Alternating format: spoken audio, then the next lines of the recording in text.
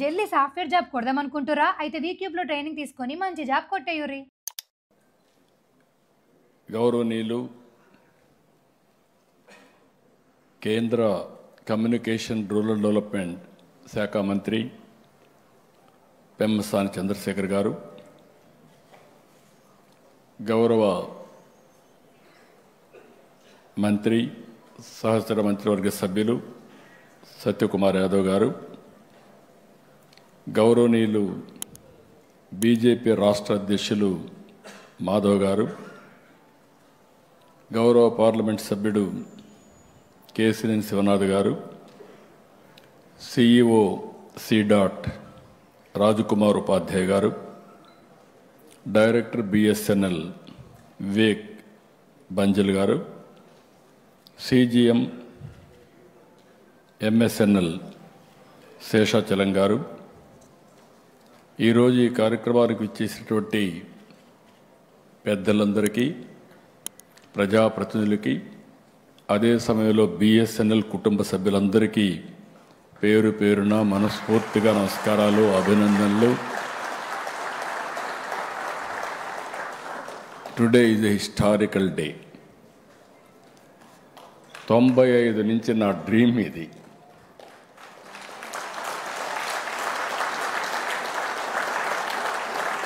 ఎందుకంటే నేను ఎప్పుడూ చెప్పేవాడిని, right time, right man in right place. That is Narendra Modi as prime minister of this great country. ఈ దేశానికి వనరులు లేక కాదు, తెలివితేటలు లేక కాదు, నడిపించే నాయకుడు లేకుండా ఇన్ని రోజులు మనం అవస్థలు పడ్డాం. నాకు ఎప్పుడూ జ్ఞాపకం ఉంటుంది ఒక కొటేషన్, 100 గొర్రెల్ని ఒక సింహం లీడ్ చేస్తే ఆ సింహం గెలుస్తుంది. 100 సింహాలని ఒక గొర్రె కానీ లీడ్ చేస్తే అది గెలవదు. That is leadership. అలాంటి లీడర్షిప్ ఈరోజు దేశంలో ఉండడం మనందరికీ గర్వకారణం అని మరొక్కసారి మీకు తెలియజేస్తున్నా. ఎవరు ఊహించలేదు. నేను 95 నుంచి అధ్యయనం చేశాను. అధ్యయనం చేసినప్పుడు ఫ్యూచర్ ఏది బాగుంటుందని ఆలోచిస్తే ఫస్ట్ టైం నేను సీఎం అయ్యాను 95లో. అప్పుడు నేను ఆలోచించినప్పుడు నాలెడ్జ్ ఎకానమీకి బ్యాక్ బోన్ ఐటీని ప్రమోట్ చేయాలి. అప్పట్లో ఏ విధంగా ప్రమోట్ చేయాలని ఆలోచించినప్పుడు ఐటెక్ సిటీ కట్టాను. ఫస్ట్ బ్రెయిన్ స్టార్మింగ్లో వచ్చిన ఆలోచన ఐటెక్ సిటీ. అక్కడి నుంచి నెంబర్ ఆఫ్ ఇంజనీరింగ్ కాలేజీలు ఇచ్చాం. మా దగ్గర డబ్బులు లేదు, ప్రైవేట్ కాలేజీలు ఇచ్చాం. అప్పుడు మొత్తం ప్రపంచం అంతా అమెరికాలో 14 రోజులు తిరిగాను.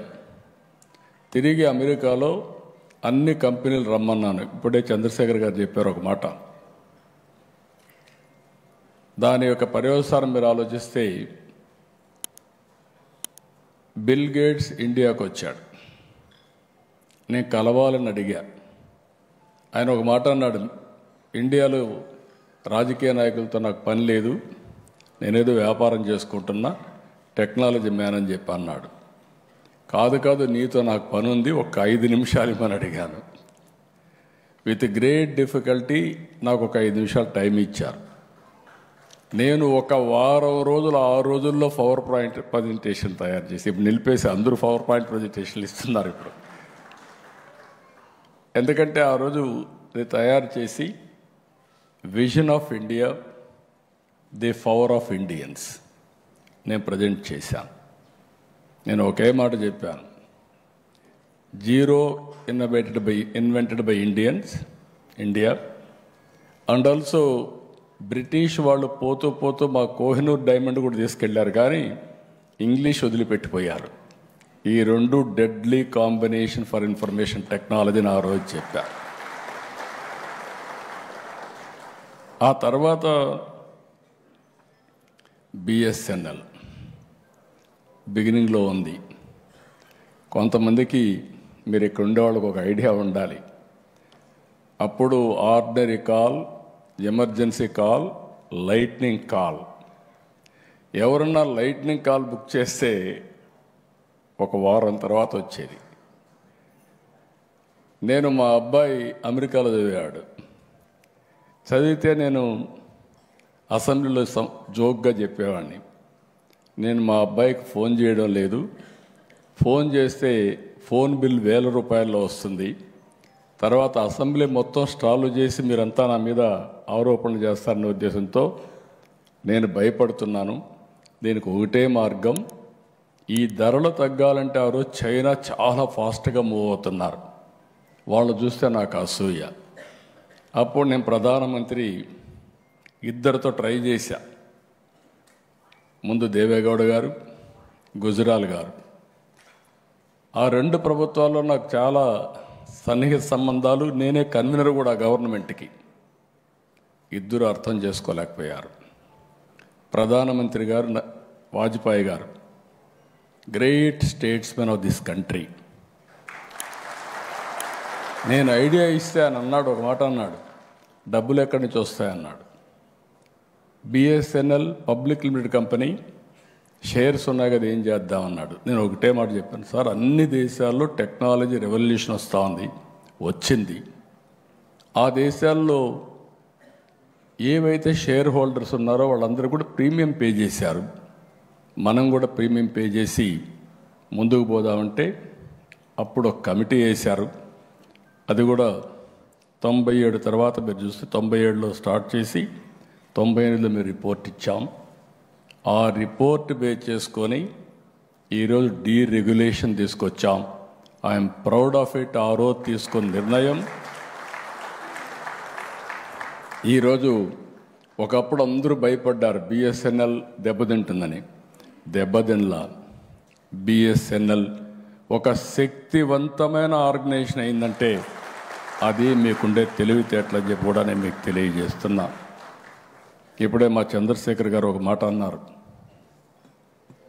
ఆయన కూడా ఒక సక్సెస్ఫుల్ బిజినెస్ మ్యాన్ అయ్యాడు. అమెరికాలో బ్రహ్మాండంగా కంపెనీ పెట్టి బాగా డబ్బులు సంపాదించి తర్వాత ఇప్పుడు ప్రజాసేవ కోసం నేను రమ్మంటే వచ్చాడు. I'm proud of him. ఒక్క చంద్రశేఖర్ గారే కాదు, నేను ఆ రోజు చెప్పింది ప్రతి ఒక్కరికి ఒకటే మాట చెప్పాను, మనం జాబ్ వర్క్ చేస్తున్నాం యాజ్ ఆన్ టుడే. అది కాదు మనం చేయాల్సింది. డబ్బులు ఉండేది ప్రోడక్ట్స్లో ఉన్నాయి. కాబట్టి మీరు ఆలోచించండి, మనకు శక్తి లేక కాదు, మనం ఆలోచించాలి అని చెప్తే పెద్ద పెద్ద ప్రోడక్ట్లు తయారు చేయలేకపోయారు, కానీ బ్రహ్మాండమైన ఎంటర్‌ప్రెన్యూర్స్ అయ్యారు. ఈరోజు ఐటీ రంగం అంటేనే భారతదేశం ప్రపంచంలోనే ఇండియన్స్ మొత్తం శక్తివంతమైన ఇండియన్స్గా తయారయ్యారంటే బికాస్ ఆఫ్ టెక్నాలజీ. ఇక్కడికి వచ్చినప్పుడు ఈరోజు 4G, ప్రధానమంత్రి గారి దూరదృష్టి, విజన్. బిగినింగ్లో అందరూ అనుకున్నారు make in India, digital India.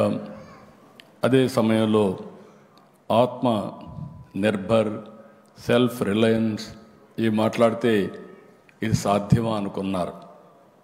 కానీ ఈరోజు మీరు చూసినప్పుడు ఫస్ట్ టైం మనం కోవిడ్ సమయంలో వ్యాక్సిన్ తయారు చేస్తే 100 దేశాలకు కోవిడ్ వ్యాక్సిన్ ఇచ్చిన ఘనత ప్రధానమంత్రి గారిది. మన దేశంలో మన వాళ్ళు కాపాడుకోవడం కాదు, ప్రపంచంలో అందరిని కూడా కాపాడడానికి సహకరించింది మన నాలెడ్జ్. యూపీఐ, ఇందులో కూడా నాకు చాలా సంతోషం. ఈ చరిత్రలో కూడా నేను భాగస్వామి అయిన దానికి. ప్రధానమంత్రి గారు డిజిటల్ కరెన్సీ మీద ఒక రిపోర్ట్ ఇమ్మంటే ఆ రోజు నేను అందరు చీఫ్ మినిస్టర్స్ ఒక కమిటీ వేస్తే ఆ కమిటీ పనిచేసి ఆ రిపోర్ట్ ఇచ్చాం. అప్పుడే ఆవిర్భవించింది యూపీఐ.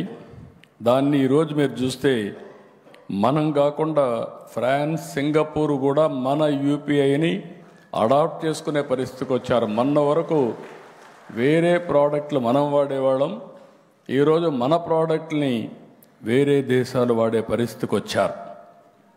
ఈరోజు ఒక హిస్టారికల్ డే. బిఎస్ఎన్ఎల్ని, సి.డాట్ని, అదే మరి తేజాని, ఇంకా మిగిలిన 5-6 కన్సార్టియం ఎవరైతే చేశారో వాళ్ళందరినీ మీ అందరి తరపు టీసీఎస్ని మనస్ఫూర్తిగా అభినందిస్తున్న వండర్ఫుల్ ఎక్స్పెరిమెంట్ ఇది. ఒక ఎగ్జైటింగ్ డే. ఈ మాట నేను ఎందుకు అంటున్నానంటే, నోబడీ ఇంకా ఇండియా ముందుకు పోవడం అనేది ఎవ్వరూ ఆపలేరు. ఆ శక్తి ప్రపంచంలో ఎవరికి లేదని చెప్పి కూడా నేను మీకు తెలియజేస్తున్నా. మార్చ్ 1997 14,88,000,000 టెలికాం సబ్స్క్రైబర్స్ బిఎస్ఎన్ఎల్కి, ఇండియాకి. ఈరోజు మనం చూస్తే 2 డికేడ్స్లో ఈ నెంబర్ 1 బిలియన్ క్రాస్ అయింది. నాకు ఆ రోజు ఆశ్చర్యం. నన్ను ఎప్పుడు అసెంబ్లీలో నేను సెల్ ఫోన్ మాట్లాడితే అందరూ నన్ను ఎగతాళి చేసేవాళ్ళు. మీరు రికార్డులు చూస్తే సెల్ ఫోన్ తిండి పెడుతుందా, సెల్ ఫోన్ ఏం తెస్తుంది, ఎందుకు మాట్లాడుతున్నా అనేవాళ్ళు. ఈరోజు ఐఎమ్ ప్రౌడ్ టు సే, భర్త భార్య లేకపోతే ఉండగలుగుతున్నాడు, భార్య భర్త లేకపోతే ఉండగలుగుతుంది, ఫోన్ లేకపోతే ఎవరు ఉండలేరు.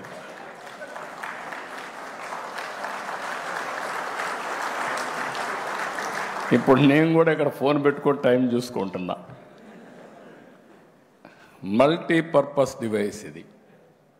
ఇప్పుడే సత్యకుమార్ గారు చెప్పినట్టు ఒక్క ఫోన్ ఉంటే ప్రపంచంలో ఎక్కడికైనా వెళ్ళిపోవచ్చు, ఎక్కడైనా సర్వైవ్ కావచ్చు, అన్ని పనులు ఆటోమేటిక్గా అయిపోయే పరిస్థితి వస్తుంది. We're in knowledge economy.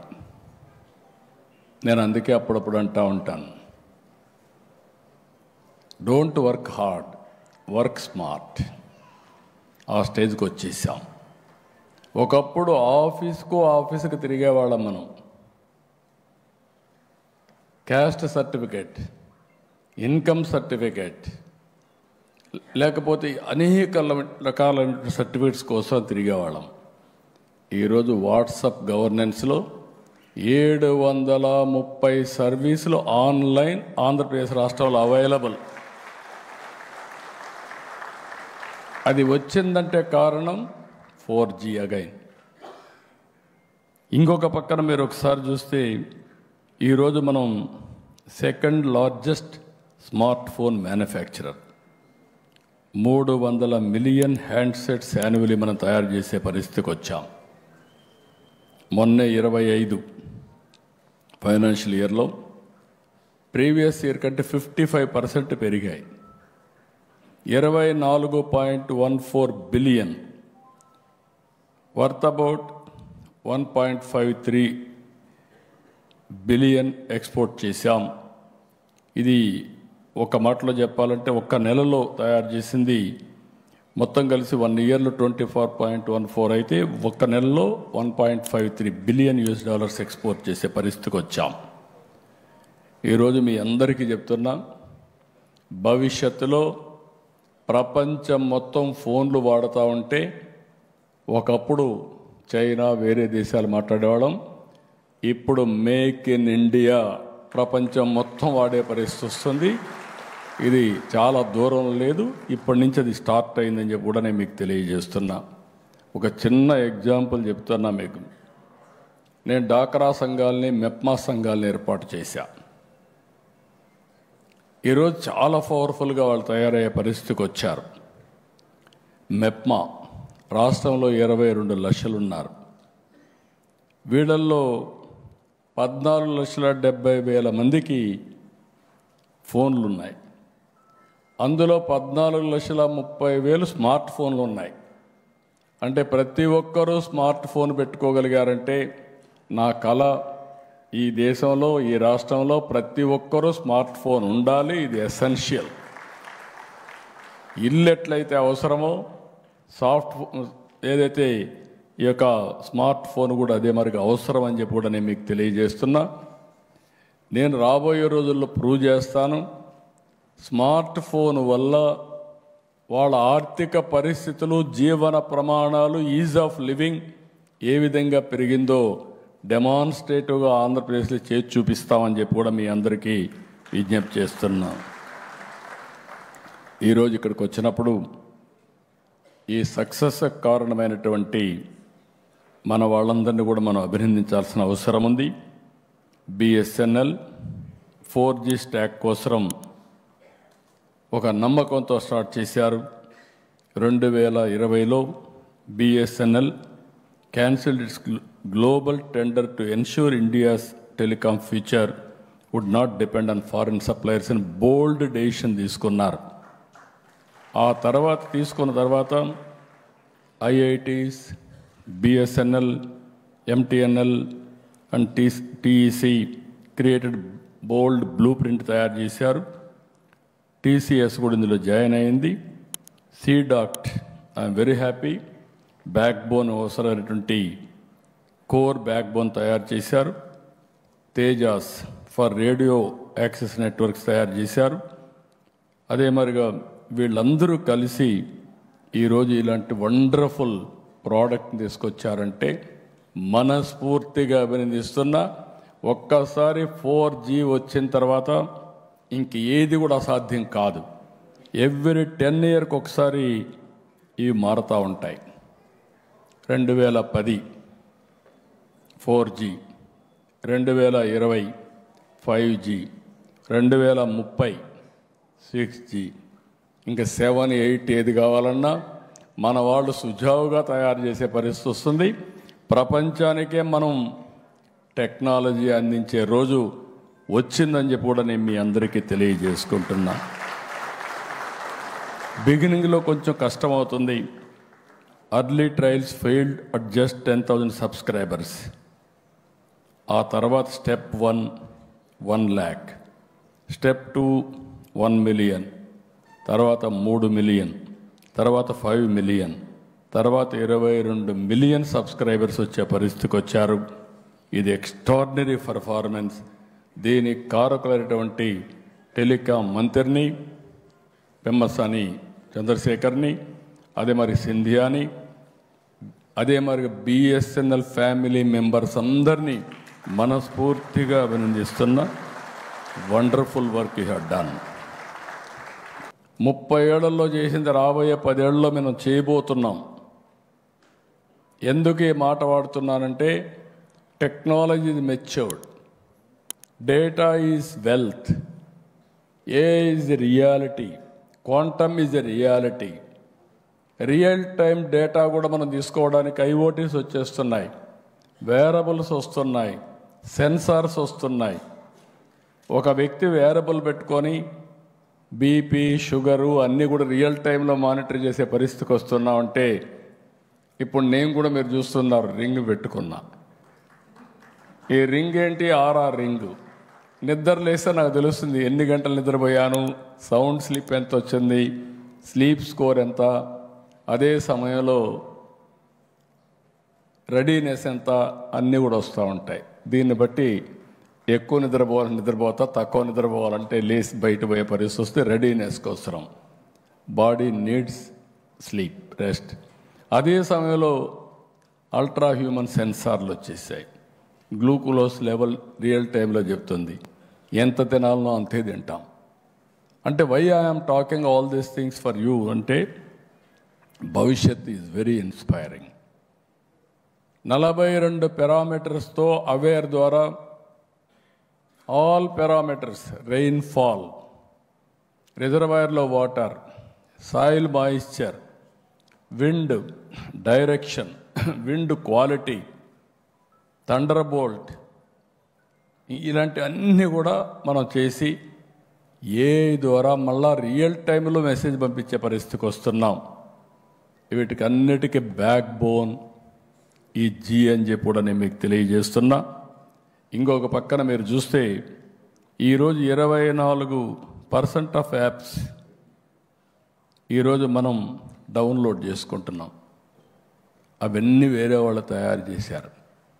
అవి డౌన్లోడ్ చేసుకుంటే మనం అందరం కూడా వాళ్ళకి కడితే డబ్బులన్నీ కట్టిన తర్వాత 5% మనకు వస్తూ ఉంది. అంటే 95% we're paying for foreign companies. ఇప్పుడు ఇలాంటి వచ్చి మనం కానీ ప్రోడక్ట్స్ తయారు చేయగలిగితే రాబోయే రోజుల్లో 100% డబ్బులు రావడమే కాకుండా ప్రపంచంలో వేరే వాళ్ళు వాడితే వాళ్ళు కూడా మనకు డబ్బులు పే చేసే పరిస్థితికి వస్తారు. అది రియాలిటీ అని చెప్పి కూడా నేను మీకు తెలియజేసుకుంటున్నా. ఇక్కడ పేటెంట్స్ కూడా ఇది చాలా ముఖ్యం.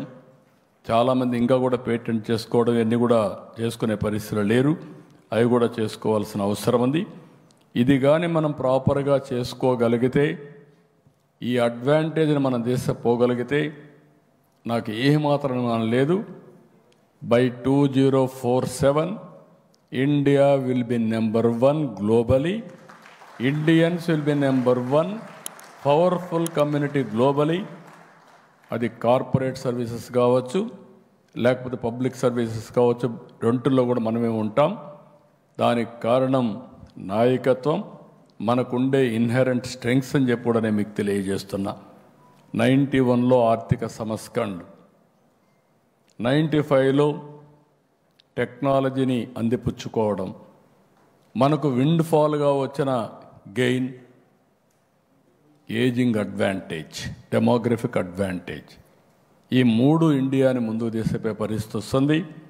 మళ్ళీ చెప్తున్నా, ఈరోజు మనందరం ఇక్కడ సమావేశమై అంటే నాకు చాలా ఇన్స్పైరింగ్ టైం, ఒక ఆనందం, నా కళ నిజం అవుతా ఉంది. మన నరేంద్ర మోడీ గారంటే నాయకుడు ఒక విజువలైజ్ చేయడమే కాకుండా విజువలైజ్ చేసిన దాన్ని అవుట్కమ్స్ ప్రొడ్యూస్ చేయడానికి నిరంతరం ఒక పద్ధతి ప్రకారం డైరెక్షన్ ఇస్తూ ఎక్కడ సమస్య ఉంటే ఆ సమస్యని పరిష్కారం చేస్తూ ముందుకు తీసుకుపోతున్నారు. కాబట్టి బిఎస్ఎన్ఎల్ పైన మీరంతా బ్యాక్ బోన్ ఫర్ గ్రోత్ మీరు గుర్తుపెట్టుకోవాలి. You are the mother of all innovations. మీరు ఒరిజినల్గా టెలికాం లేకపోతే ఇప్పుడు ఇవన్నీ వచ్చేటివి కాదు. అక్కడి నుంచి మీ యొక్క ఇది ఉంది. రెండోది, ఇంకొక పక్కన మీలో బోలెడంత నాలెడ్జ్ ఉంది, అనుభవం ఉంది. మీ నాలెడ్జ్ని అనుభవాన్ని రెండు కూడా ఇచ్చేసి ఇన్నోవేషన్స్కి కానీ మనం ముందుకు పోగలిగితే స్కై ఈజ్ ది లిమిట్ అని మరొక్కసారి మీ అందరికీ విజ్ఞప్తి చేసుకుంటూ, ఎక్సలెంట్ ఆపర్చునిటీ. ఈరోజు ఓసారి జీవితంలో కొన్ని రోజులు మర్చిపోలేం. అలాంటి మంచి రోజు ఇది శుభ పరిణామం దేశానికి. ఎందుకంటున్నానంటే మళ్ళీ నేను చెప్తున్నా, ప్రోడక్ట్స్ వల్ల దేశానికి ఆదాయం వస్తుంది. అలాంటి ప్రోడక్ట్స్ మేక్ ఇన్ ఇండియాని చెప్పడమే కాకుండా దాన్ని నిరూపించిన బిఎస్ఎన్ఎల్ని, మీకు పూర్తిగా సహకరించిన టీసీఎస్ కానీ, సీ.డాట్ కానీ, తేజ కానీ, ఇలాంటి కంపెనీలని, మిమ్మల్ని కాకుండా మీ అందరికీ డైరెక్షన్ ఇచ్చినటువంటి ప్రధానమంత్రి నరేంద్ర మోడీ గారిని మనస్ఫూర్తిగా అభినందిస్తూ అందరికీ ధన్యవాదాలు. థ్యాంక్ యూ అనండి. ఒక్కసారి గట్టిగా మీ కరతాళధ్వానాల మధ్యన thank you so much sir.